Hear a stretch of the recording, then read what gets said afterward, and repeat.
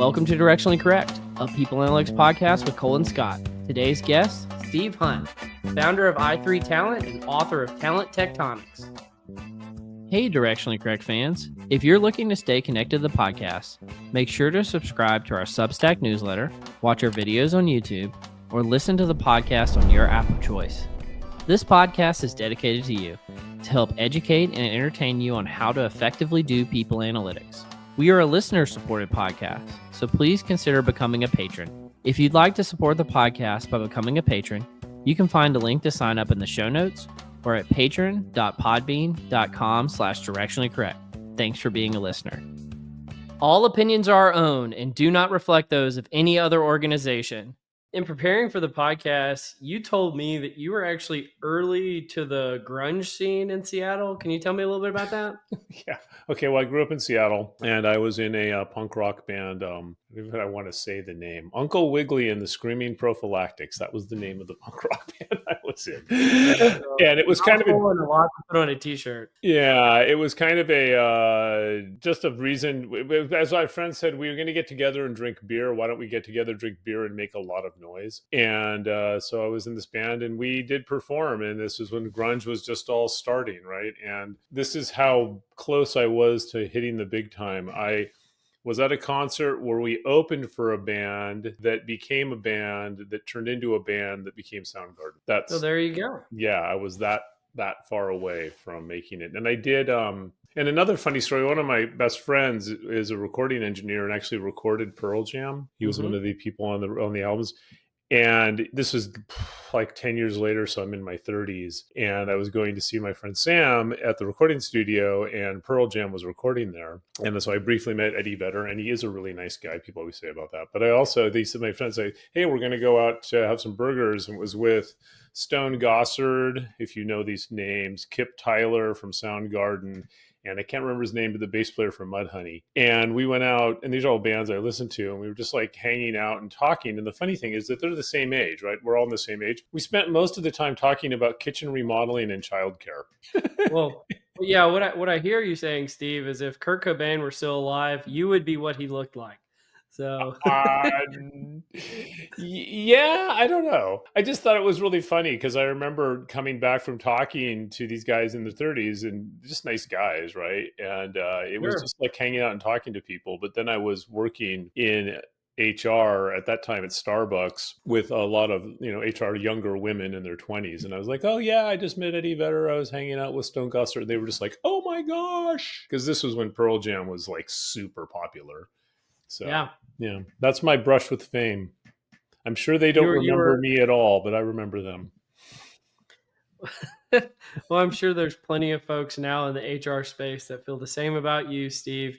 You're a big cat, which is probably a good transition. I know you're a multiple time author, but your most recent book, Talent Tectonics, came out not that long ago. And before you get into it, I wanted to tee you up to how I came across Talent Tectonics. So some friends of mine told me that they had a book club and they were reading this book, Talent Tectonics, and I kept kind of overtly and covertly asking for an invite to this group to read the book. Never got one. And so my retribution is I was like, well, I'll just invite the author on the podcast since you won't invite me to your book club. So I've read your book. It's great. But can you talk to me a little bit about what is what's the thesis behind Talent Tectonics and what makes it interesting and different? Yeah. Well, first, thank you for sharing that story that was included in a book club. I mean, writing books as an author, it's a very lonely thing. And I'm always writing going, I hope somebody reads this and likes it. So whenever I hear that people read it, I probably shouldn't act so pleasantly surprised that people actually read these books, but I'm always like, wow, that's really cool. That's, makes you feel good. The reason I wrote Talent Tectonics, and I kind of joke, it's my third in my HR trilogy adventure stories. It's the third book I've written, but it's based off of my work. I kind of have had a pretty interesting career, I think. It's more common now, but it wasn't when I started. So when I started out as a computer programmer before I became an IO psychologist. I would say I wasn't a very good computer programmer. And then but because I was always around technology, my career was always focused on how can we use technology to apply psychological principles to work? And I've been, that's recognized. That's what I was recognized as a fellow in IO psychology for, was advancing the application of psychology through the use of technology. And in my work, it's been just working with literally, at this point, thousands of companies on using technology to try to solve different work problems. And I wrote Talent Tectonics because I was seeing the same issues coming up in lots and lots of companies. And I was kind of a unique perspective as a psychologist working in the technology field with companies across all these different industries. And I wanted to make sense of it. Largely, I write stuff to make sense to myself. It helps me organize stuff and make sense of it. And so with Talent Tectonics, really, because there's all this stuff around future of work and changing work and all these different changes, I sort of said, well, what's actually happening? And I looked at patterns, kind of looking at historical context. And what the book really focuses on is its focus on how is the nature of work being fundamentally changed by what I call talent tectonic forces, and how do we need to respond to this, in part using technology, but also taking into account the one thing about work that isn't changing, which is the fundamental psychology of people. That it's the only constant thing, I would argue, about work is the psychology of people, because we don't evolve that fast. I mean, there are differences from one generation to the next in terms of, expectations and familiar technology, and, obviously, but the basic things that make us happy and engaged and productive don't change. I always say that's why plays like by Shakespeare written 500 years ago are still relevant to us, because they deal in fundamental psychological truths.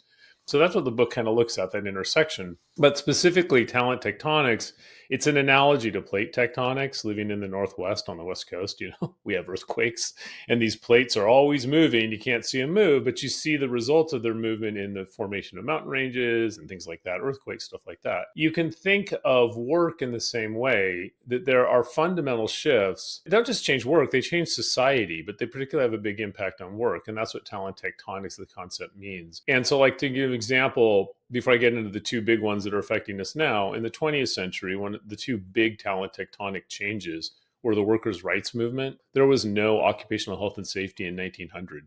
Companies used to actually factor in how many people were going to be killed on the job when they would do workforce planning. It was just like a cost of operation. And there was a fundamental shift in society about obligations of employees to employers, or rather employers to employees, union organization, labor rights, which was not gentle, right? That, governments fell. It was a massive transformation. The US mobilized the army to shoot union organizers. People don't really know this history, but a lot of things we take for granted as just work, 40-hour work week, all that other stuff, massive society. Battle of Blair Mountain. Yeah. Just, I think it would benefit our society as a whole if people had more of a history of how we got where we are. But and that's that we still living out that shifted our very nature of how we view work and what work is. And the same thing, the other big one in the 20th century was the education and entry of women into the professional workforce, which again has radically shifted society. We still have a long way to go with gender equity, but when you look at how much society's changed, that's what I mean by talent tectonic shift. And the two big ones that are playing out now, digitalization of everything, technology permeating every aspect of work and life, and demographics, specifically that there's more people aging out of a lot of labor markets and entering into them, because people know that our birth rates have been going down, but I think sometimes they don't realize how much. I mean, it's like dropped by more than 2/3 in many parts of the world, and we're living longer. So the book looks at work from the perspective of how those two things are changing the nature of work and the nature of labor markets, and how we need to rethink work, and how companies are rethinking it, managing a world of accelerating change and chronic skill shortage. And how much does it cover things like, as a part of that technology shift, like what's going on with AI? In preparation for this podcast, you told me that your dad actually wrote one of the first books on AI, which I thought was fascinating. How does that align to kind of some of the tectonic plate shifts that are going on in the book? It's funny, actually, in your time that I have that book right here. Oh, that's wild. What's it called? It is called, I'll hold it up to the screen, Artificial Intelligence. There you go. 1975. Good luck finding that on Google right now. Oh my gosh, yeah.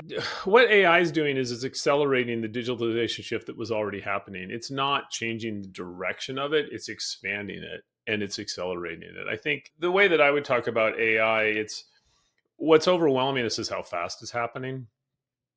Imagine if we'd gone from the iPhone 1 to the iPhone 15 in 2 years. you know. Yeah.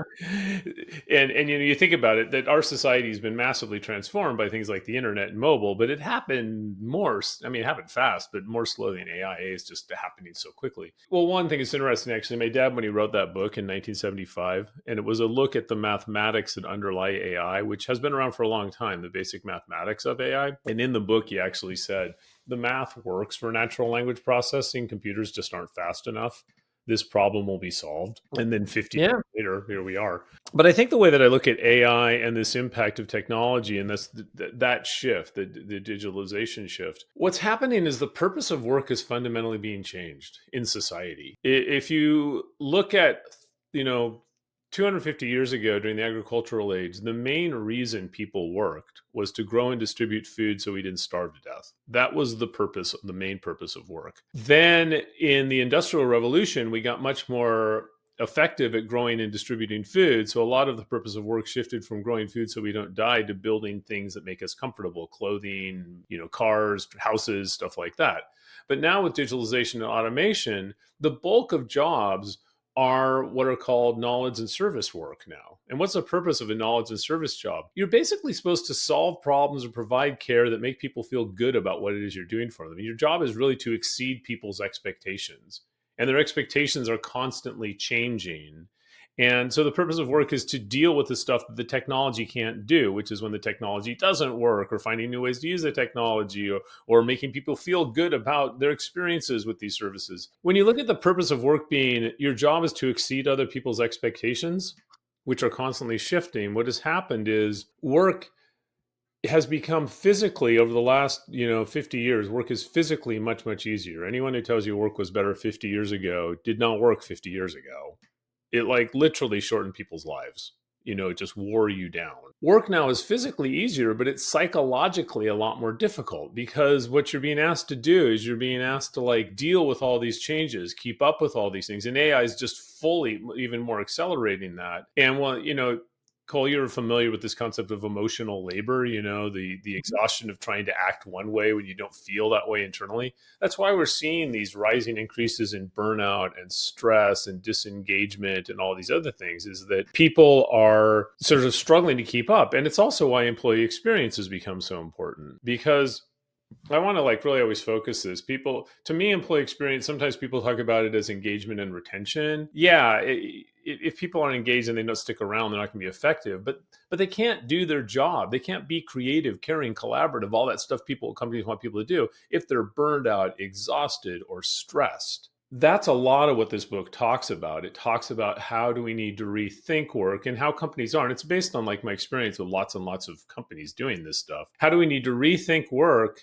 using technology to provide better employee experiences that tap into, which is another thing the book talks about, people's unbelievable capacity for dealing with change. One of the biggest myths about people is people fear change. It's like they don't fear change. We fear bad change. We fear bad things happening to us. We're skeptical, as going back to being little monkeys in the trees. Change makes us nervous, but we thrive on it. That's like the competitive niche of humans, is our ability to adapt to changing work environments. Changing environments in general, right? To adapt to changing environments. We're really good at it. It's called learning. It's innate. It's the only thing. When kids are born, all they know how to do is eat, poop, and learn. And I kind of joke, and they're really good at all three if you've ever had kids.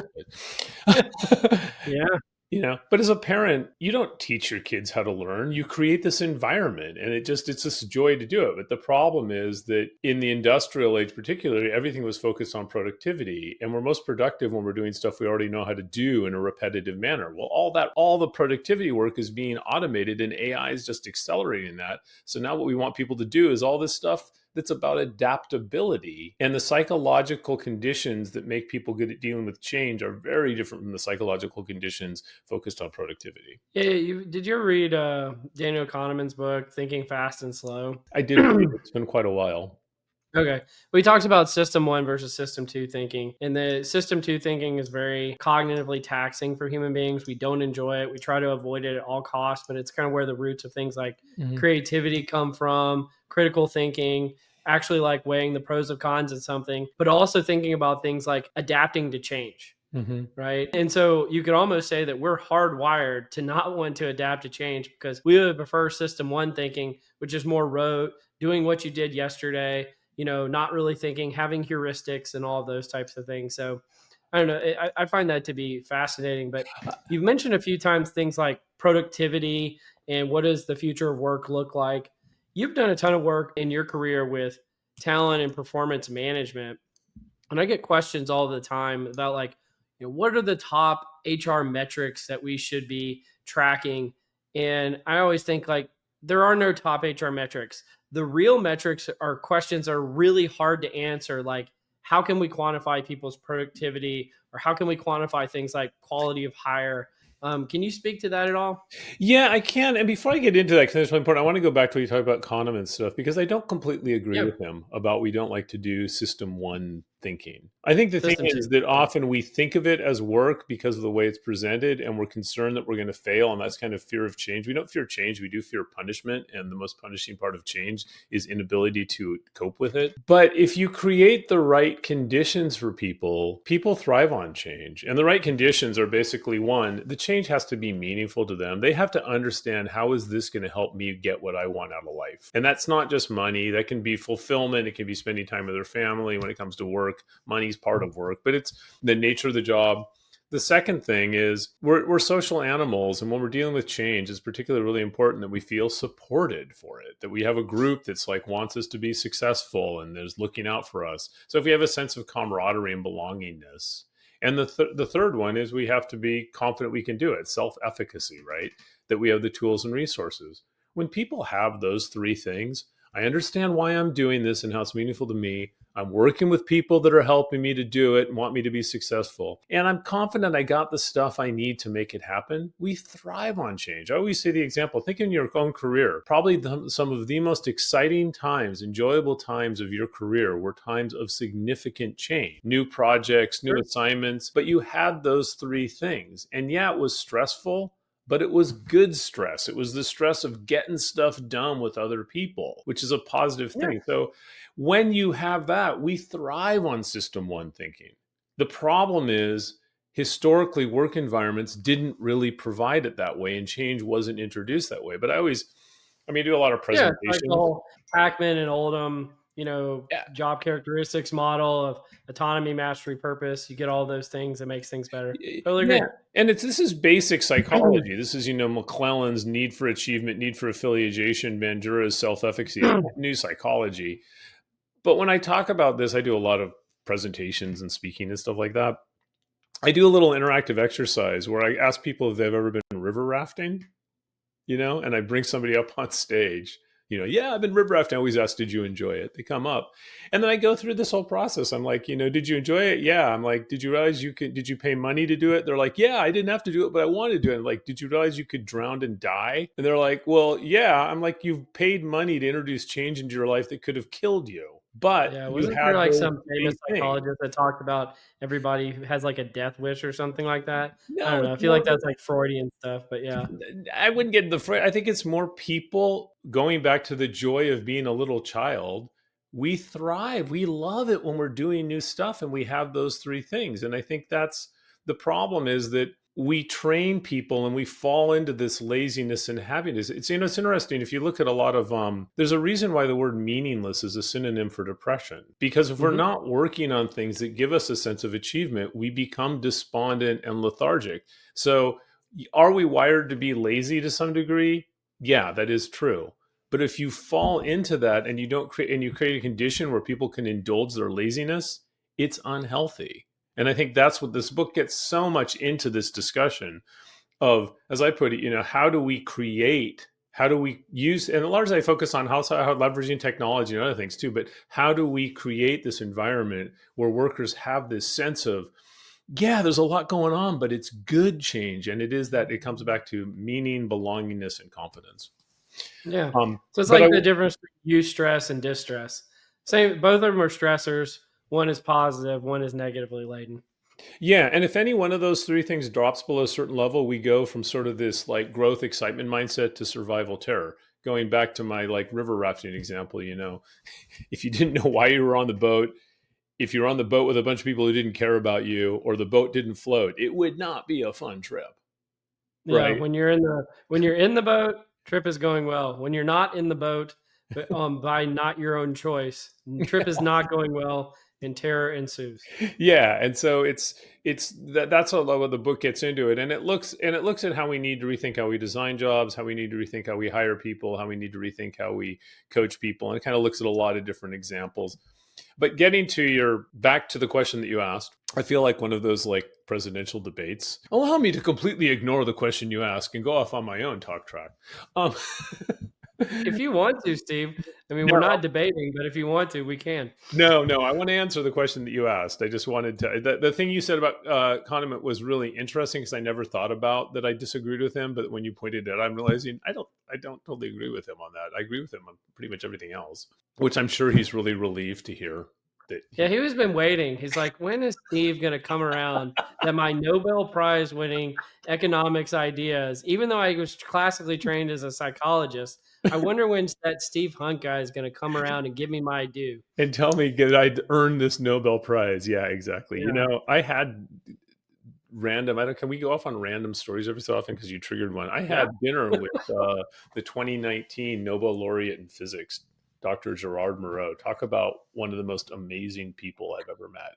In what way? I don't know who that is, so you're going to have to And give me that's the some more. thing. Everyone should. It bothers me as a society that you know who Kim Kardashian is and you don't know who Gerard Moreau is. Well, if it makes you feel better, I wish I didn't know who Kim Kardashian was. That So makes there me you go. feel a little bit better. That's true.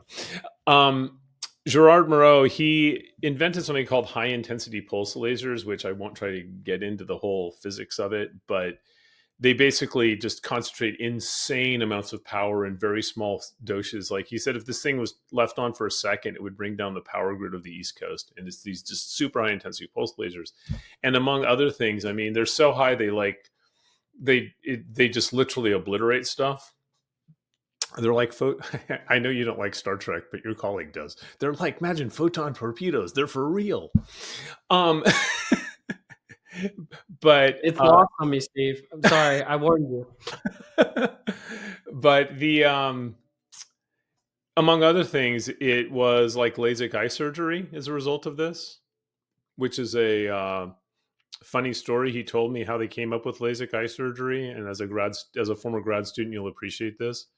They were in the lab working with these lasers, and one of the grad students got a laser in their eye, which is not as bad as it sounds. It can be, but it's like, and he goes, yeah, and the grad student, we said, we need to take you to the hospital. And the grad student's like, no, I don't want them to shut down the lab. He's like, what a good grad student, willing to sacrifice their eye to keep the research going. Because no, I'm a good advisor. We got to go to the lab.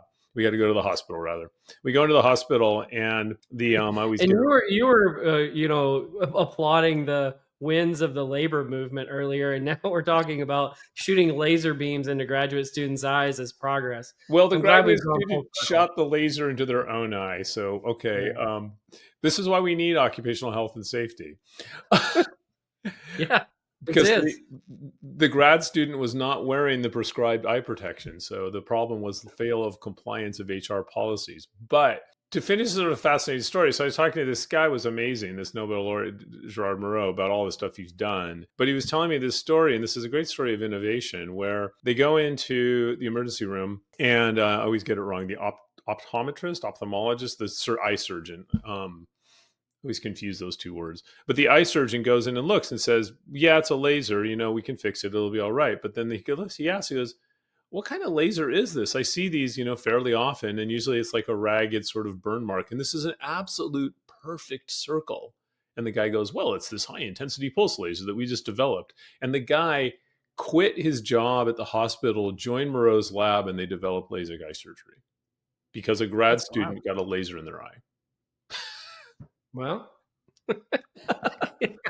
I don't know what the moral of the story is, but that is There's pretty no cool. moral. It's just Okay. when you talked about Nobel laureates, that triggered that story. So, okay, going back, and I've just listened to a lot of your podcasts, and I'm indulging myself in these stories because in Directionally Correct, I found that sometimes you guys weave into some pretty wide We spectrum. meander. We're all over the place. So, but getting back to your question about the measurement of like purpose of HR, it's really, well, there's the two sides. There is the compliance side and all that sort of stuff, but the other side is to increase workforce productivity and maximize value of the money you spend on people, and people are really expensive. I don't view that as a bad Machiavellian thing. I always say, like, actually in my book, I say, look, good employee experiences don't come from working for failing companies. It's about how do you balance these two things. And I think the point that you got into is one of the biggest challenges for HR as a function is companies really struggle to measure the value of people. Hmm. And the issue is, I think, with the HR issue is that the real value of employees, it's not measured in HR technology systems. I'll No share a kidding. great story I had with it. It was the head of compensation for this big global manufacturing company, and he had implemented this technology. I worked. A lot of my jobs is helping companies sell HR technology and use HR technology, and so he'd implemented our solution.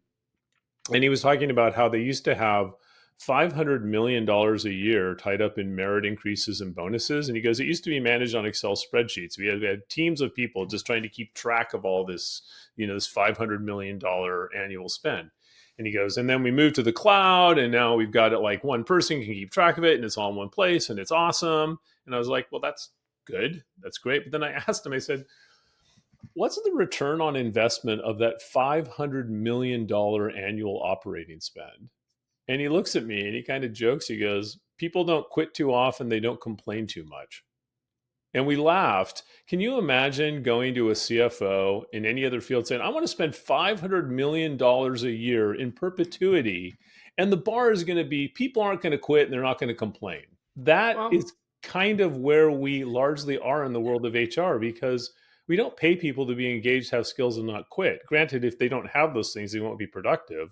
We pay them to drive sales, create customer service, but all that data is not measured in HR systems. And so can I dig into that for a second? yeah, Just because you're hitting on one of my like hot button things. So like if I have an HR tech vendor who markets to me, a lot of times they'll build like an ROI business case, and you know what they'll say is their ROI is that they reduce turnover and they increase employee engagement. Now yep, that's basically the same thing as our people don't quit too often and our people are happy, right? exactly. Yeah. And in that HR tech vendor's use case, they're seeing that as a wild success. But you're saying now that the CFO is going to see this as this huge failure and waste of money. How do you square that circle? Well, I don't think the CFO will see it as a huge fail and waste of money. They just see it, oh, well, that's just HR. HR can't actually demonstrate the real value of what it does beyond those two things. And in defense, too, if you don't have those two things, you're not going to get productivity and sales and all this other stuff, right? But No. but when you're really trying to demonstrate the value, and I think a lot of really devastating workforce decisions are a result of us not being able to show that value. When you look at all the restructuring as a Yeah. good example, there is tons of research that shows that restructuring obviously saves you a lot of money in the short term, but long term is not good for long term company growth. Sure. But Well, companies can keep, I actually dig into that right now? yeah, Because like one of the things I see going on is there's a lot of restructuring going on, and like historically, and maybe this is just me looking at the past with glossy eyes and thinking the mhm, past is better than the present.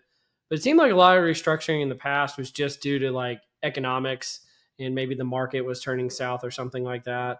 Whereas right now it seems punitive a lot of times. And is that like sometimes it's like, hey, I don't like you guys, and therefore I'm gonna fire a whole bunch of you. like, and do you see that at all, or maybe has it always been this way? And maybe I'm just looking at the past with rose-colored glasses. yeah, I don't know how much of it actually is punitive. I do think there's some examples of that. I do think most restructuring, and just having worked with a lot of leaders at the level, they don't want to do it. There Yeah. are total asshole leaders out there, but thank goodness they're in the minority. Most executives Okay. are fundamentally good people. I think the thing is that they make this decision without an understanding of what they're doing. So like I always like to say, what ideally we should be able to measure what is the cost of not hiring somebody, you Yeah. know because The companies don't counterfactual. hire people to spend money on them, right? But we are really good at measuring all the money we spend on people, but really bad at measuring the value people provide, going on the fact that, again, it's not about being engaged and not quit. You'll see pockets where that's not true, like to some degree sales, although in salespeople get a lot of credit for stuff they probably didn't create, actually. Nope. but, but there's a little more of a tie, and that's historically. And when I look at what would really, really advance not just the field of HR, but just work in general is, and we have the technology to do this. And Cole, you and I were chatting before the show. You've done it in your own career, but it's really rare Yeah. when it's done, which is when you link HR data to business operations data that's not in HR systems. It's in, what are called ERP systems. And I did actually a study where we went and we talked to a lot of companies that had done this and that had linked HR and non-HR data. And it was fascinating because I remember, like, one example, a guy was in a call center environment and he said, I had a belief that if people stayed longer, they sold more. They did what's called conversion on calls. He said, I kind of could look at Yeah. like tenure. And I knew that tenure was predicted in part by compensation. And so he did a study where he looked at how did pay rates influence engagement, but how did engagement and retention, particularly experience, influence customer conversion, so sales. And he was able to show that there was this optimal level of paying people. It was curvilinear. And he said that if we paid above market rate, to this point, we would make it up in increased revenue, not reduced turnover costs, increased revenue. But if we went beyond that point, we wouldn't make it up. Then the Hmm. cost of labor was not worth what we'd get. And then he said, I Yeah. was able to go into the CFO and make an argument why we should increase salaries above market rate. And it wasn't based on turnover, it was based on revenue. And then at the end, he goes, well, when I look at that, we should do that all the time. He goes, labor market rates, salaries are going up and down. This is a study we should be doing constantly and refining our pay rates based on how it impacts revenue. Because I've never done it again. It was so hard to get the data. It was so hard to pull it out. It was so hard to normalize it. And he goes, and so we never did it again. But that's the frustration. We could do it. We have the technological capability to do this. But it requires HR to, one, admit we don't actually measure the value of people. We measure things that are Yeah. necessary for their value, but also really pushing organizations that we need to break these silos down. Well, I think there's been billions of dollars invested in HR technology development just since like 2022. Mm-hmm. Why aren't we doing more of this now? Why aren't we building HR technology that makes this easier? Well, Why, like, if it really is that impactful, which again, I violently agree with you that it is, and I've written a whole book on how to do it effectively that's mhm. coming out later this year. But why aren't we investing there? Why are we investing in the next, recruiting app that doesn't make it that it makes it moderately easier to recruit people? Oh, I think one is low hanging fruit. It's a lot easier to replace existing things than it is to get companies to do something entirely new. So, from a vendor perspective, now I will say, and I don't mention vendor or companies in name, but I am working with a company specifically just because they're focused on measuring quality of hire, and I have a book coming out on quality of hire too. It's more of a Well, look booklet. at you, I know, fancy, fancy. just I and tried to tee you up earlier. You wouldn't take the bait. I I tell was, you, I it's. said, Yeah, I want to say too, it's organic written. It's all organic text, no artificial text in my book. Thank you very much. Well, except for part of the appendix, but the main part of the book, all organic. nobody Steve, reads the appendix anyway. yeah, exactly. So there is stuff being done, but I think your question's a really good one. And why do I think it is? I think that on the vendor side, it's two things. One, customers aren't asking for it. If people were asking for it, they would build it, but they're not being asked for it. And because they're not being asked for it, it's far easier to just play in your existing silo and replace existing practices than trying to get a company to operate differently than it had in its past. And it is complicated stuff too. I will say historically we didn't do it because it would have been really, really hard. But now as everything moves to the cloud, the issue is not, this is a very solvable problem now with everything moved to the cloud technology. It wasn't when we were all like in on-prem distributed systems. But then on the company side, I think it's two things. I think one of it is companies have lived this way for so long that they don't realize it could be better. They're just like, well, we've never done that. And why would we do it? We've never done it. So they haven't really challenged themselves.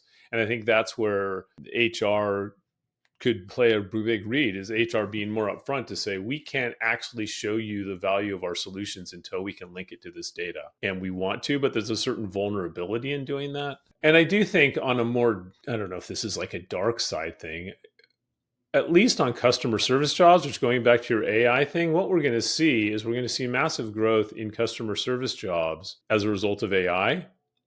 because all these manufacturing jobs and stuff are going to be automated and automated and automated, and other thing knowledge worker jobs are being automated. As a society, with the exception of sales, and that's historically, we massively undervalue customer service work. And if companies started to link these solutions together, it would imply, if they understood the value of these people more, they'd have to pay them more. And I don't, and there's a way of like having that Yeah, so it's understanding the would point almost. about emotional labor that you made earlier, Mhm. and I this is a big callback, but I wrote an article a few years ago called "Everyone Gets Paid the Same," and it breaks down all the different facets of pay. And I say the one exception, well, there's two exceptions to the rule. If you get paid in equity, that's not Mhm. technically like dollars and cents. That has the ability to grow exponentially, not linearly necessarily. But the second is emotional labor, which Mhm. it is incredibly difficult labor, but it is not paid equitably to its difficulty. Not at And all. so it should be, my only should in that theory is that emotional labor should be paid more than it is right now. Absolutely, it has a huge impact, and it's going. If we really, it's, I get your examples. Proof. Why is like every retail clerk paid at the same hourly rate? Mm-hmm. When in reality, we know there's huge differences. Anyone who's ever gone shopping, there's huge differences in the impact of these people, and some of their jobs require high levels of stress. Um, but they're not rewarded for it because there's no mechanism to show that one is more valuable than the other currently. But you could do we are getting to the point where you could absolutely track when this employee worked this shift, we saw store sales go up by this amount, right? You could actually track that. And some companies are moving towards this. This is starting to happen. But historically, we just have these models of, oh, well, those are the people that are all paid the same. The whole concept, and it's interesting because a lot of this stuff in the book, actually, Talent Tectonics talks a lot about this. A lot of our conceptualizations of work are based on really outdated technology. So, like, Mm-hmm. this hourly pay is a really good example. Why do we have hourly pay? We have hourly pay because with the technology of the early 1900s, that was the only way we could consistently measure what we thought might sort of be performance. Yeah. But in reality, showing up and being there for 8 hours doesn't mean you're getting anything done. It does mean you're giving your life, so I think somebody deserves compensation for it. But if that's where you stop, it's going back to, we talked to, you're paying people just to show up. Where I get into a lot of conversations, not so much on the equity ones, is an interesting one. This is one because I've happened to do a lot of work in equity, and basically was getting very concerned about resistance I was seeing rising against, which are basically things we should do. We should try to make feel welcome, belong, supported. Going back to the other tectonic shift, demographics, we can't afford to not take advantage of all the potential of people in our society. And I get angry when I hear, I don't always express it, but internally I get angry when I hear people say declining birth rates are bad for economies. That's not true. One, declining birth rates are good for our planet. But the other one is they're bad for economies that historically depended on exploiting large amounts of underemployed people. Yeah. We have enough people in society to do the work that needs to be done, but we are not effectively leveraging all the people we have in society. There's a saying that potential is equally distributed, but opportunity is not. And that's Mm-hmm. absolutely true. And that's particularly true still with women that are underutilized, people from other sort of like, historically disenfranchised groups. And that's what these done well, diversity programs are really about helping people that are facing challenges that we're not familiar with. You know, Yeah. like remote work is a really good example. Remote work is one of the most inclusive things that's happened in our lifetime. I was The employment of people with disabilities after coming out of the pandemic is the highest it's ever been in our country. And I remember before the pandemic, I know somebody is legally blind. She's a programmer. She goes, I can work, because most legally blind people aren't 100% blind. She goes, I've got all this special stuff at home so I can program, but asking me to commute, that's a game changer. And the question is, what's more important, what's in my head or my ability to get my head into an office every day? This is one of these things where I really like exploring how can we use technology to rethink work that makes it more inclusive and supportive so we can leverage everyone in our society. And the book talks quite a bit about this, but I think Mm-hmm. remote work is a great example because there's nothing natural about commuting into offices every day.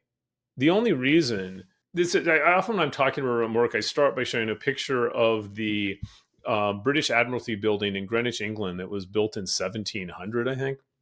Hmm. And I gotta say, what's interesting about this building, it was the very first purpose-built office building in England. It was the very first time, before that, where people worked were farms or factories or places where they lived. It was the very first building that was ever built so people could commute to it every day and have meetings. And it's like, well, That's why did they wild. build it? Right.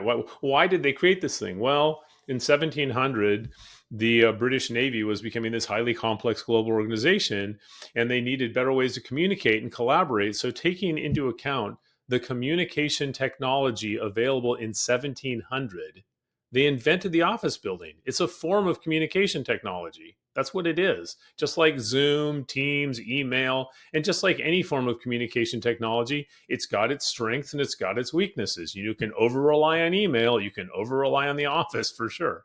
But it got so widely adopted that people forgot it even was a form of technology. And it took a Yeah. pandemic for society to realize that we weren't using this technology because it was effective. We were doing it because it was familiar. We were doing it to treat people like homeroom and take roll. Well, right, the But I dark guess side I of it. guess for the British, the carrier pigeons just weren't cutting it Yeah, for communication any longer. exactly. But there's a whole dark side. You're hitting. There's a whole dark side of doing of this, and so we had this, and I think long term we are going to go to more hybrid, flexible work. That's just because you never hear people under the. I mean, this is going back to it. The one of the changes where there are differences in generations is attitudes towards technology. Yeah. People get comfortable with the technology that they used when they grew up. I remember when I was in grad school and email started coming out, and you had people that would have their administrative assistants print out their email because it ain't natural to read on a screen, you know. And I'll tell you, none of those people were under the age of 35. Now I think with remote hybrid work, we're I'm going to printing out my emails all the time. I can't help it. all the time. Yeah, I just like killing trees. Um, Yeah. but Just can't stop. but getting into this issue, this is what there's so much of that talent tectonics gets into, and by work in general, though, is like our understanding of technology enables and constrains our imagination of how we could do work. So, like Yeah. the example of going back to why don't we link employee data to business data? Well, because historically the technology made it almost impossible to do. But if people understood modern technology, I think you'll see this break down. It's the same thing with remote work. People didn't realize that we had technology that would allow us to work that way. It took a pandemic for us to realize it. But you're seeing this in like performance management, that the annual performance review. I don't think anyone ever intentionally said we should give employees feedback one time a year, but when all you had was paper and pencil, it was the best they could do in a Yeah. scalable way. So it's fascinating when you look at technology, how much technology, when we really use it to rethink how we could work, how much of the work that we do isn't done because it's effective, it's done because it's familiar, and it's familiar because Yeah. it's based on really old systems. Can I ask you one thing before we go to Cole's Corner real quick? You were saying something earlier about declining birth rates, and Mm-hmm. a colleague of mine, Ron Hetrick, has done some really great research called The Rising Storm. One of the things it talks about is the impacts of declining birth rates on the economy and the ability to staff things like nurses or, like key professionals that keep the economy going. But one of the things that I think about is like one of my diagnosis of like the 2008 financial crisis. It wasn't just that, like Wall Street had gone crazy. The reason why, the bottom came out from the economy is because there were literally more houses built than humans to live in them, right? And because of that, they built out whole neighborhoods in Florida and Las Vegas and outside Chicago, and there was lots of neighborhoods that just people were buying second and third homes with loans that they should have never gotten and things like that. And so there was a lot of overbuilding that happened that fundamentally, made the prices of real estate crash all of a sudden. Mm-hmm. And I wonder if we have declining birth rates, what will that do to the value of real estate, in your opinion? Well, I don't know. Because if Well, there's not enough humans to live in the homes that are there anymore, do they essentially become worthless? well, I think part of the issue too, though, that there's huge differences in that. Depending on, I live in Oregon, that we never had that problem. We've always had a Sure. shortage of housing. So It was the very issue, regional. that people were building spec houses in places where no one wanted to live on this theory that Yeah, people would move there. So I think that's my view is, well, currently we need more housing in a lot of parts of at least the United States than we have. I think in declining sure. birth rates is going to play out over time. I'm not really the how I'm completely out of my field to talk about the housing market, but I obviously Sure. I always joke Well, the about. only reason why I ask is because it actually ties to the remote versus in-person debate. Because one of the theories that we've talked about before on the podcast is they're afraid that a lot of the corporate real estate's value essentially plummets to zero. And if it does plummet to zero because everybody goes remote forever, that essentially will destroy the economy. No, And so I wonder if those things are related in some respect. I don't think so. I think that's a lot of speculation. I think most companies, like when the real estate, it's a sunk cost, right? They've already spent the money. So I Hmm. do think what drives a lot of these people return to work is it's depressing if you're an executive to that rare time you come into the office. That's always funny too. The people that always demand everyone's in the office every day usually aren't in the office every day. But when they come Sure. in, it's They depressing to fly walk. from San Diego to Seattle to be Yeah. the president And of Chipotle. yeah, and but it's depressing to walk through an office that's got a bunch of empty cubicles and they want to like, where are my people? Right. I think this is just Yeah. my own view. I think there's a big ego component to it. Um, Well, I remember I worked for a company who was fully remote and we were trying to get investment at the time.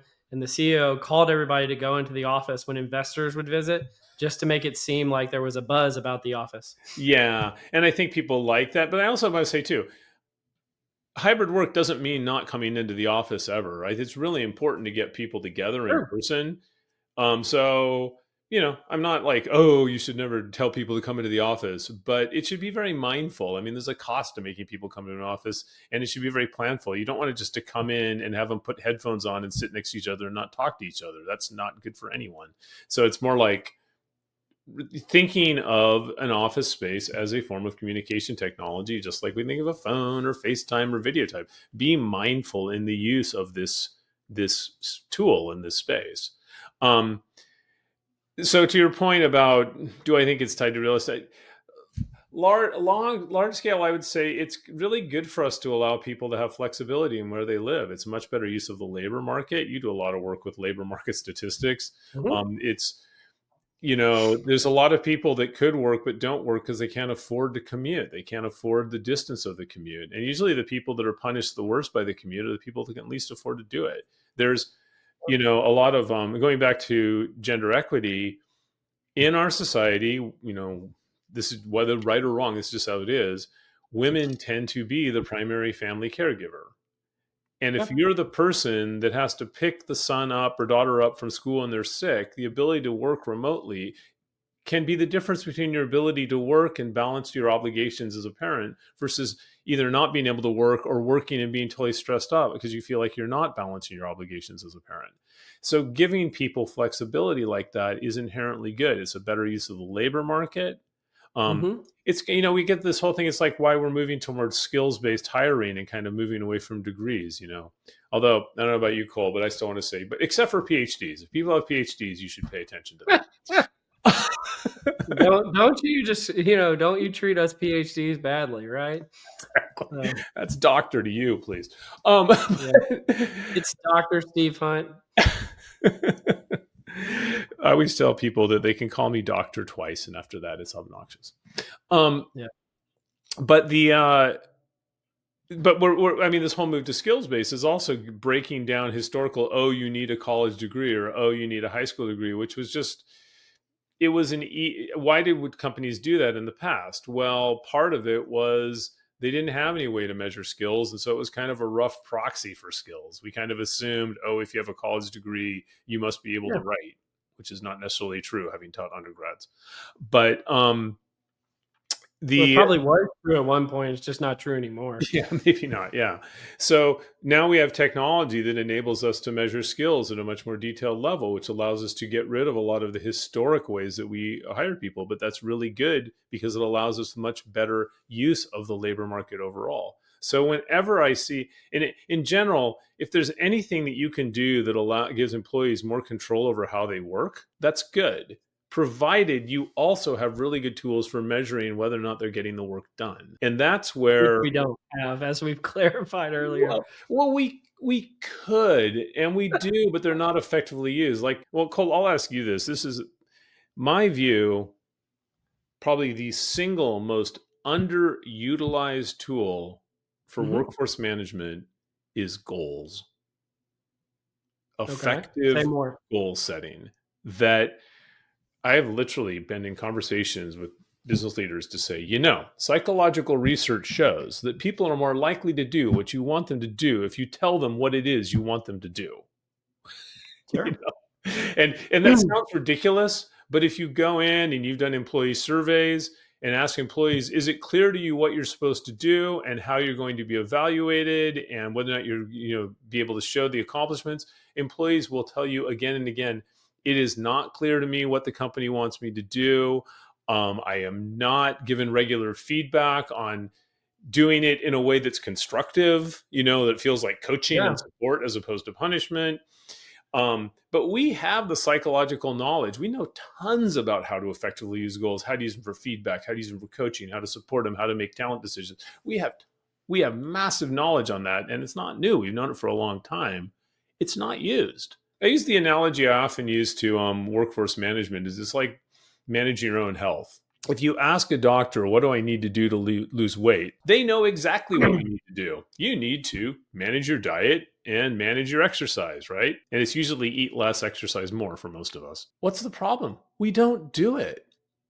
The issue isn't knowing what to do. And that's when you look at companies so much. My second book was called Common Sense Talent Management. And that's why I called it Common Sense Talent Management, that most of the really effective things for increasing workforce performance and employee engagement are just doing simple things consistently. But people keep looking for magic things. So like the remote work is an example. Oh, our productivity is down. Well, have you set people clear goals? Why? If you need to see people to know if they're doing a good job, you are a lousy manager unless you're managing ballet dancers. Is that one of your aspirations, Steve? To be a ballet dancer? No. My wife, yes. My wife, that's one of the things she wants to do in retirement. She wants to be one of the like you go to a ballet, there's people that stand in the background on stage. They don't actually dance. They're just like, oh, they're having a big party. And there's all this. She goes, I want to be one of those people because she did ballet as a little girl.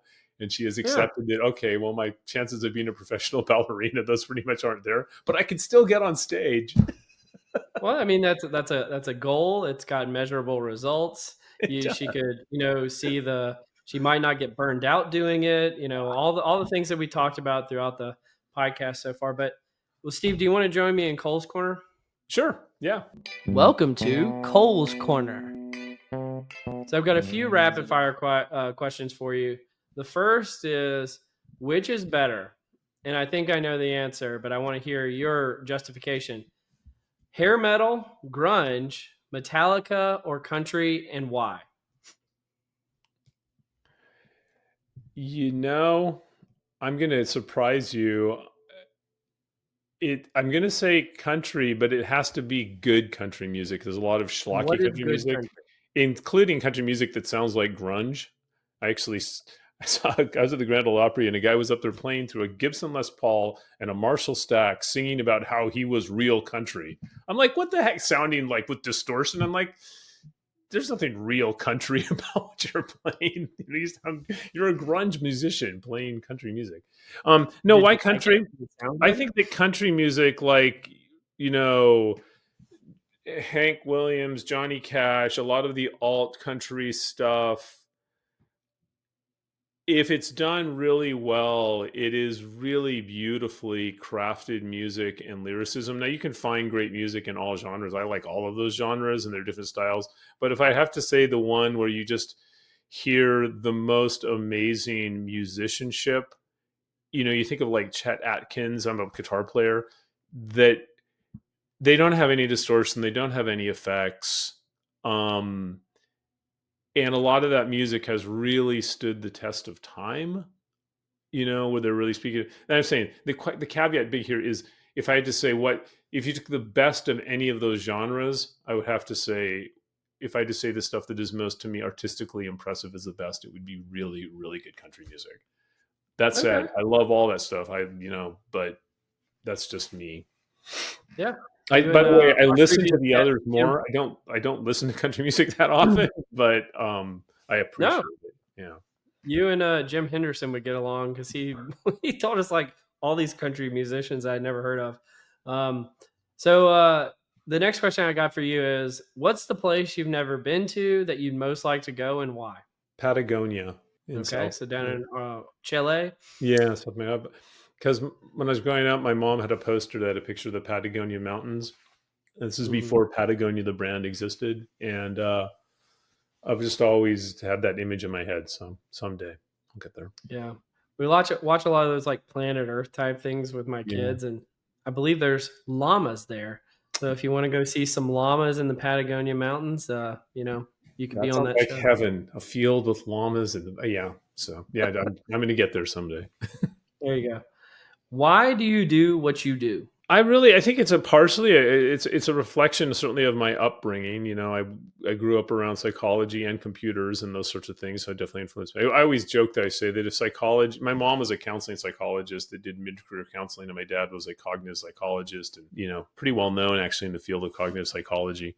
But I always joke that if psychology is genetic, it's a recessive trait because I'm one of four and I'm the only one that went into psychology. My brother was a biophysicist, my other brother was a commercial real estate salesman, and my sister was a clown.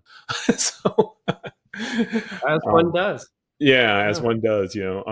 But my sort of credo is, and better work environments create better world environments. I mean, if you look at what makes people happy in life, it's health, social relationships, and experiences. Well, the biggest experience that defines a lot of people's lives is their work, and their work affects their health and their family and social relationships. And we can do so much more to make work better, and do it again and again. It's not an employee versus employer kind of thing. It's good for both of them if we manage that. And I've worked with companies that have struck that balance, and it is just a wonderful thing when you see people. I mean, when an organization it's a group of people collaborating using shared resources to get something done they couldn't do by themselves. It's like humanity at its best when it comes There you together. go. And it it's funny. One of the things I talk about, like why I work and write and all this, I joke sometimes my muses for writing are anger and arrogance. Anger, anger that the world's going about doing things the wrong way when it comes to work, and arrogance that I know the right way to do it. But I would say when I know what the It's stuff good that I know, motivation. I actually share those do you, those muses. Yeah, it's really because otherwise you wouldn't write anything. You're like, no, I'm like what's the pounding the motivation that you're keyboard. writing? But and I say, the stuff that I know, basically, it's not me knowing. It's I read a lot. Now, I would say the bulk of like advice that I give to companies, it's based on things I have seen from my experience or stuff that I know as a psychologist or a technologist. But um, it's it really is. If we can, we have the ability to give everyone on this planet, I believe, a healthy, successful, meaningful career. It is within the capability of our society, given our resources and technology. I'm saying, yes, this is a tall order to do, but it's possible. Just like it'd be possible to feed everyone on the planet. We have the resources as a society so that no one ever need go hungry. The challenge is, how do we effectively achieve that? And that's probably that really is what motivates me. I mean, plus at a high level, meta level, at a lower level, I just love this stuff. I just find it fascinating. I'm just geek out about it. I could talk about, you know, don't ask me about performance rating scales. I can talk about that for a long time. Well, I got one big question for you. And so we haven't dug into it too much today, but you've alluded to it a little bit, but you worked a lot of your career in the HR technology space. And so the question I've got for you is, if you were creating an HR technology startup today, what would it be focused on? Would it be related to AI in some way? And how would you ensure that it was successful? Well, from a marketing standpoint, if it had nothing to do with AI, I'd still say it was related to AI. That's part of the answer. That's a good answer. Well, actually, the funny thing too is I was on a panel that was talking about the legality of AI, and we talked so much about how poorly defined it is, and these things that like make AI illegal is like making math illegal. It's like no, it's not well defined. But what I'm would I here. do? So That's sand AI. It's yeah, sand, but it's AI. exactly. I a company. What would I focus? Well, I say I am working right now. I in my current role, I'm like, I work for a really big, massive technology company, and for a variety of reasons, decided to leave there. And what I've been doing since actually is working with startups that are doing stuff that if I wanted Mhm. to start one up, I would do. So there's this one that's a focus on quality of hire because I think that's a that gets Mhm. that whole idea. Quality of hire is about matching how we hire and onboard people to the performance and contribution they make to the organization. It was the very topic we were talking about before. And nothing good comes from putting people in jobs where they can't be successful. And, don't blame the employee. If somebody fails in the first year, it's not their fault.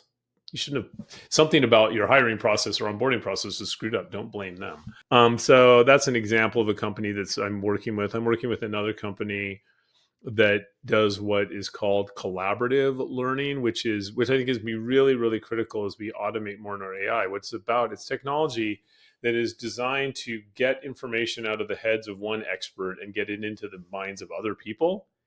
And if you think about a big concern with these generative AI agents is you when you automate something, AI can only automate things that are digitally captured. But often the most important knowledge and expertise isn't captured, it's in somebody's head. And that's what you need to find a way to retain when you use AI to automate work. And that's kind of my so this focus on this is technology that wasn't originally developed with AI specifically in mind, but it's a technology I think it'll be really, really critical as we start very rapidly automating jobs. Because as you pointed out earlier, the companies are rushing towards get that AI in and reduce headcount costs. It's like, well, once these people walk out of the door, they're taking the stuff that's in their head too that the AI did not capture, and that's the expertise Yeah. that really matters. So that's an interesting one. I think but I could go on and on. There's so many fascinating ones in every single area. I think there's going to be more stuff, and I think the metaverse is going to come back in some ways with Mhm. virtual reality and in a different way. I think with all these technologies get hyped. Certainly skills. I think one of the things that we need better association between skills, job objectives, and cost centers. So that if a manager, a lot of companies are saying, oh, wouldn't it be great if we had this gig economy where employees could work like part-time on this project and part-time on that project and they weren't constrained by their job roles. They hear a lot about this skills-based work. When I talk to companies about that, the managers are like, look, if I lend this employee to that other project, I have nothing against it except for it's my headcount budget, and I'm not getting headcount budget back or having my goals reduced. So if you had an ability to say, we're going to allow companies to lend people around to different projects, but when they go to those projects, their cost center information is going to go so that as a manager, you get credit for sharing talent, not you're not punished for it. So that's another one. I don't know. I could go on and on. Yeah. There's a zillion. Steve, I'm not investing in any of your startups. I'm investing in Sand AI. It sounds like it's definitely going to work out for sure. Sand So, AI. What is Sand AI? Sand AI, it's just, sand, but with AI. So, we figured it out. It's going to work. AI was That's brilliant. I'm going to go for water AI. Yeah. Does, well, rock covers scissors or whatever. So yeah, we're gonna figure it all out. Do you remember the All right, I got a few articles for you about what I'm reading, Steve. So the first one is uh, from Minerva Psychology. I really appreciate what they're doing. They basically just take articles as they come out and they summarize them for the masses, which is a need I think in our research. And so this is an article from Chelsea Song et al. 2025 about is the relationship between personality and work performance sort of curvy. And I was going to call back to something you were saying earlier in here because the biggest relationship between personality and work performance is conscientiousness. Hmm. And I had a professor in grad school who always talked about, well, of course, conscientiousness and work performance are related, because if you don't show up to the job, you're not going to be able to do the job effectively. And so basically, he just said conscientiousness does nothing to predict work performance. It's just, do you show up or do you not show up? Well, that's And part of performance. yeah, exactly. And we can't even measure performance, so it's all for naught. But what they found here is that there's actually a curvilinear relationship between all the big five characteristics and work performance. So it's not just this linear relationship that we've always proposed. And the most curvy of all was conscientiousness. So they looked at the dimensions, but also some of the sub facets of conscientiousness as well. And I don't know, what were your thoughts when you got a chance to read this? It very well. I totally agree with it. It goes back to earlier in my career, I built personality assessments and stuff like that. I used to, and I actually, in my undergrad degree, I mean, not undergrad, my graduate work, a lot of it was studying personality predictors of job performance and hourly, like frontline jobs. And I saw this, but you saw it I think at the time you saw it, but it was like very small incremental levels. It didn't jump out at you. But I do agree with that. I've seen, like, not only is it curvilinear, it's interesting because it's multidimensional. It's relationship performance. So I give an example: risk taking. Like one of these things. These when I was studying retail jobs, that if you ask people, "Do you like to take risks?" Right? That was actually a positive predictor for sales because it was sort of like extroversion, outgoingness, but it was a negative Yeah. predictor for other things. So that's not curvilinear per se, but it does say that there's an optimal level of risk taking. You kind of want to balance. We want you to take risks, but not too much. Um, It is and probably correlated to whether people want to go whitewater rafting too. yeah, I imagine. exactly. Yeah. So, and I think the conscientiousness is a really good example that if you go also on that, it's like at a certain point, you don't want just people like having functional fixation. Sometimes it's like at a certain point it's not worth getting that thing done, right? Let it go. I think that makes sense to me, that you could have you could be too conscientious. I will say too, and I Well, that that was the funny thing that I took away from it, is it actually showed it's not a linear relationship, and I expected it to be curvilinear. Like the more conscientious you got, it kind of leveled off. yeah. But it was actually the opposite finding, which is the most conscientious people actually had the highest relationship, which is not what I was expecting. Well, I think on this you have to look at what is the performance criteria. Sure. It's you're going to find it depending on the job, and that's always a big thing whenever you look at personality in general. There's no universally best personality. It depends on what you're doing for, which if you got into the evolutionary reason for personality, that makes sense. We have different personalities because it was adaptability to different environments over time. At least that's what one would argue. And that means that there is no ideal personality. It depends on the environment that you're in. Um, Yeah. I think there are probably some personality types now that don't do well in modern society, but that is a different topic entirely. Yeah. I will tell too, the thing that this triggered with me, and I shared it with you when you started sent the article, is actually, I was involved in a company called Unicrew that was bought by Kronos that actually did some of the very first machine learning back in like 2006. We did hourly where we would get information on like retail associates, and we track how long they stayed in the job and how much they sold, and then we would feed it back in, and we were processing like 25,000 applicants a day. I mean, but the Yeah. technology was You were 2006. doing it all on like TI Yeah, 89 calculators. yeah, it was just a blur.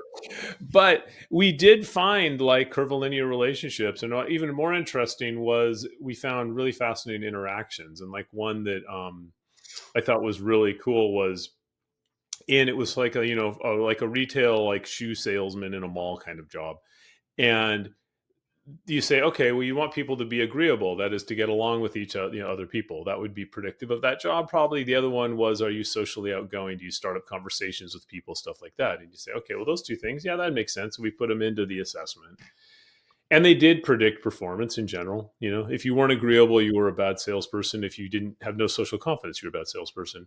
But the best salespeople were actually mid-level agreeable and very high socially confident. They didn't want to be your friend. They wanted to sell you shoes, right? And so it was interesting that in that case, They the had goals, opposite. right?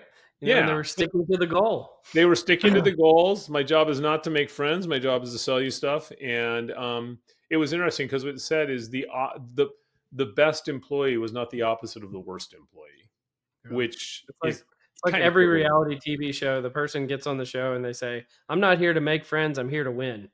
Yeah, So yeah, yeah, it is. And I was sometimes having worked with zillions of salespeople in my career, which I say this with the greatest respect. The thing that makes salespeople really effective is what makes them annoying. They're very task focused. yeah, I'm sure they're very conscientious too, and that's why you see the little tail upwards. Um, Not in the way that most people think of conscientious. Some of them yeah, are. but they will follow up a million times. They're very goal focused. Yes, very goal focused. Yep, absolutely. Well, the next one I've got for you is a piece about, and it's very much related to our conversation today about the effectiveness of the work and how can we measure the effectiveness. And so it's by a guy named John Whitfield made a post about is it time to move beyond Kirkpatrick and Phillips models for measuring L&D effectiveness? And so he cites some research that shows between 10 and 40% of the investment in L&D programs, only about that much of the investment actually translates to lasting behavioral change. So very, very low relationship there. And one of the things that they talk about is just, is it time to just focus on training outcomes, like taking an outcome focused evaluation to the methods? Because if you're just looking at things like, did people feel a sense of achievement or did they feel good about the training, is that really going to, create this ROI that we're looking for in the workplace? So I don't know, before I comment on it, do you have any thoughts about this one? I read it and it didn't really feel like it was saying anything, to be honest. No criticism of the person for that. New to me that we should measure the outcome and impact of training. Well, whoa, hold the press. Yeah. So I think the Kirkpatrick's model. I think the problem with Kirkpatrick's model, it kind of goes back to what we talked about earlier, which we don't pay people to be happy. We pay people to get stuff done, but if they're not happy, they're probably not likely to get it done, kind of thing. Um, Yeah. that by having these lower order metrics that really aren't that valuable, people satisfy with it. And you could make an argument that who cares if they like the training? Although I personally think, if you can't even make the training enjoyable, come on. I mean, on the flip side, this was I think this was on one of your podcasts recently, that sometimes the thing that help people learning are not necessarily enjoyable. Didn't you? Uh, Check me on this because I can't remember the name, but I remember you were talking to somebody who said that one of the most effective parts of their training was forcing executives to take tests. Yeah, I recall that somebody saying that. I can't remember what episode it was. Which they hated. They said they hated it. Yeah. They hated it because it forced them to realize they didn't know everything. And so I think in that point, I think the person, if I was to put a spin on this article, what I'd say is the most sort of what could be a really interesting argument that they could make is not that Kirkpatrick is not good or bad, but to say that the goal of training isn't necessarily to make people happy. And in fact, there are certain aspects of learning that probably are extremely discomfortable, and that by having this idea that we focus on smile sheets, it's not just not that valuable, it could also lead you to making suboptimal training. Yeah, it's funny. So an episode that hasn't come out yet, but that Mhm. Scott and I have recorded, I talk about some research that I've done that actually shows if you look at Kirkpatrick's level 3, which is just like did the training transfer onto the job, it's Mhm. actually inversely correlated with level 1, which is how good people feel about it. Yeah. So if you feel really good about it, they're like from the work that I've done in the past, you're actually less likely to transfer the training into the real world and vice versa. And so, really, all I always tell people, all I ever care about is level 3 of Kirkpatrick, and that's it. Yeah, and I think that's a good argument. And that's not what this article says. I think this article would be better if it was more what you just said, which is to say, and I think if you went back, and I haven't read Kirkpatrick in years, I think we're not necessarily saying anything that he wouldn't agree with. I don't, but the Right. I think that's a really really good point. And I always use these analogies right to help too. It's like the best workouts that are going to make you perform well in the match usually are not pleasant. Mm-hmm.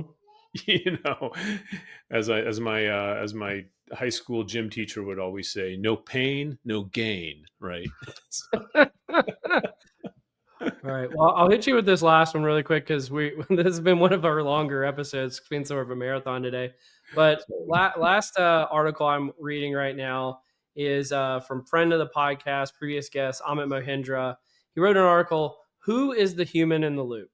And so he starts the article out by saying every AI discussion invariably reaches a point where someone says, yes, but there has to be a human in the loop, right?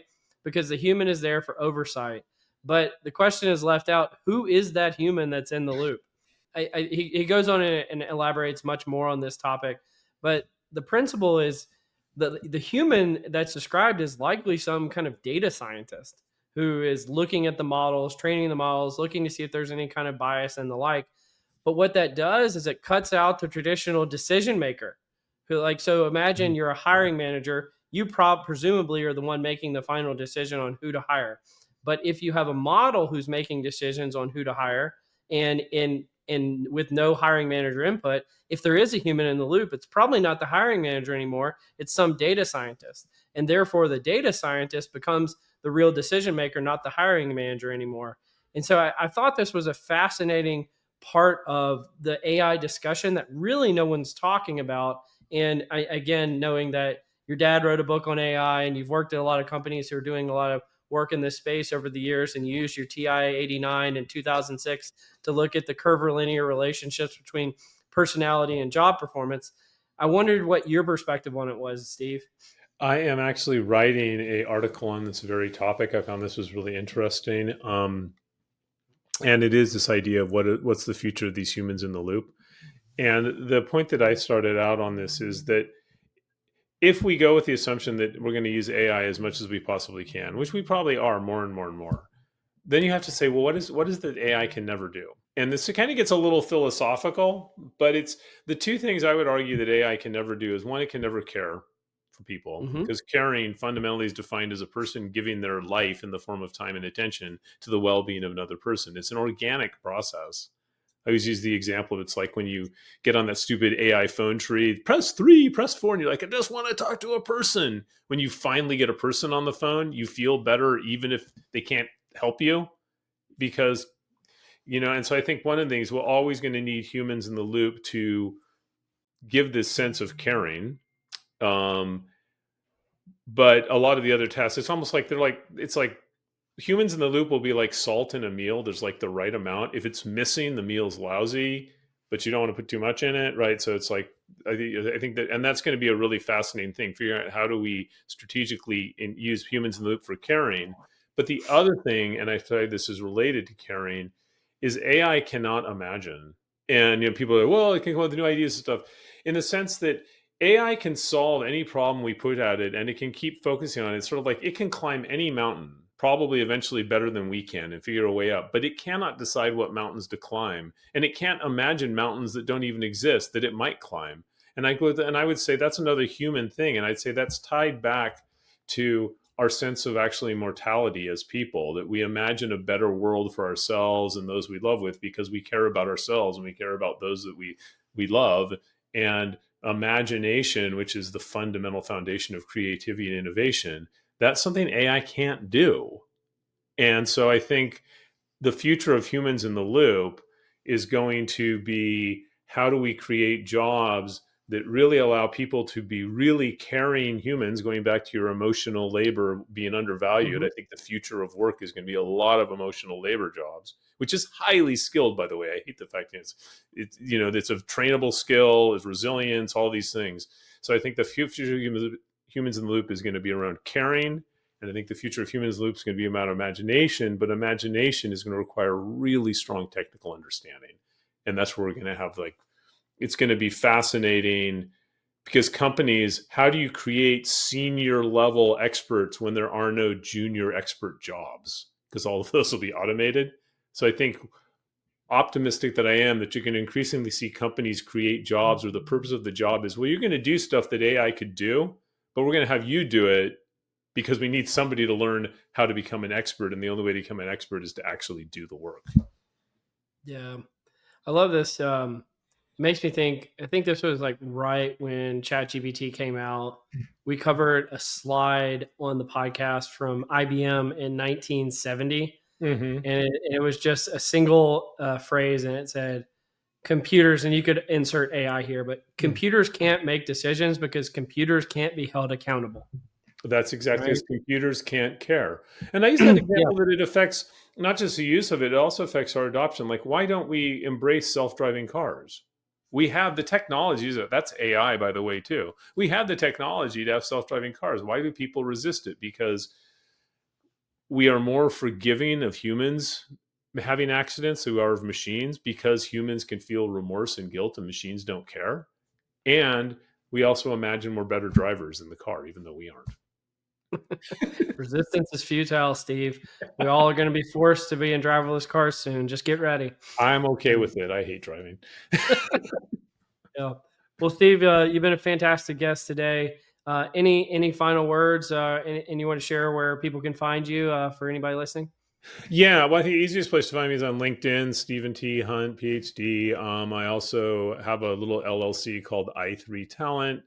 I also Talent Tectonics is the book. If you search on Talent Tectonics, you'll find me. And if you found the stuff I talked about, you want to talk to me, reach out to me on LinkedIn. I don't know if it shows, but cool. I love talking about this stuff. I love learning about this stuff. And I really love what you're doing with Directionally Correct. And it's just kind of advancing this conversation. It was really an honor for me to have a chance to appear on the show. I'm a long-time listener, first-time guest. I feel pretty psyched.